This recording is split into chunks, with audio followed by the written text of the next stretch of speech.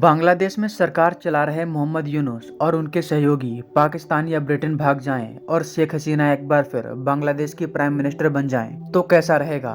ऐसा होने के चांसेस लगातार बढ़ते जा रहे हैं। इस समय पूरी दुनिया में लगातार आर्टिकल्स पब्लिश हो रहे हैं कि शेख हसीना बांग्लादेश की प्राइम मिनिस्टर के रूप में वापस लौट सकती हैं। लेकिन क्यों और अचानक ऐसा क्या हो गया कि पूरी दुनिया में इस पर डिस्कशन हो रहा है। चलिए आपको विस्तार में बताने की कोशिश करते हैं। बांग्लादेश में शेख हसीना के जाने के बाद उनकी पार्टी को लगभग पूरी तरह से खत्म करने का प्रयास किया गया। उनके पार्टी के कई नेताओं की हत्या की गई, उनके घरों में आग लगा दी गई।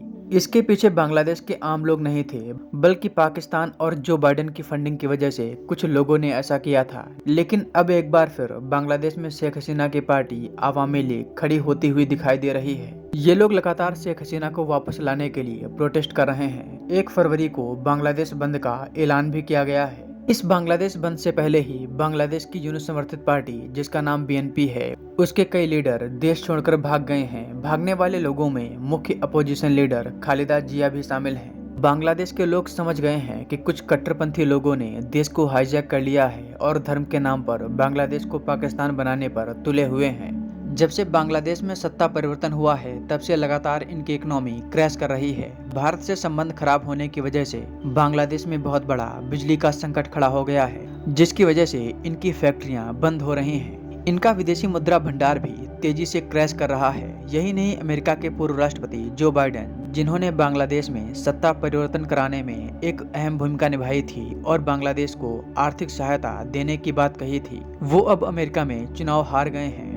डोनाल्ड ट्रंप के आते ही बांग्लादेश को दी जा रही सभी प्रकार की सहायता को बंद कर दिया गया है, जिसकी वजह से अब बांग्लादेश रोड पर आता हुआ दिखाई दे रहा है। बांग्लादेश में महंगाई भी नए रिकॉर्ड बना रही है। शेख हसीना के जाने के बाद बांग्लादेश की सीमा पर भी म्यांमार की अराकान आर्मी का कब्जा हो गया है और अब बांग्लादेश का एक बड़ा इलाका खतरे में है। बांग्लादेश में मोहम्मद यूनुस भारत विरोध और इस्लाम के नाम पर बांग्लादेश की जनता को बहलाने की कोशिश कर रहे हैं। लेकिन अब बांग्लादेश की जनता ये समझ गई है कि ये सब शेख हसीना के जाने के बाद हुआ है। इसी वजह से बांग्लादेश की बहुत बड़ी आबादी शेख हसीना की पार्टी आवामी लीग के साथ खड़ी हो गई है और इस समय ये मांग करती हुई दिखाई दे रही है कि बांग्लादेश की क्वीन यानी शेख हसीना को वापस लाना होगा।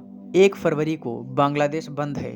इस दरमियान बांग्लादेश में क्या घटनाएं होती हैं, उससे संबंधित वीडियोस आपके लिए लाने का प्रयास करूंगा। इसलिए आप चैनल को सब्सक्राइब करना ना भूलें। अगर आपकी कोई राय है तो हमें कमेंट बॉक्स में जरूर बताएं।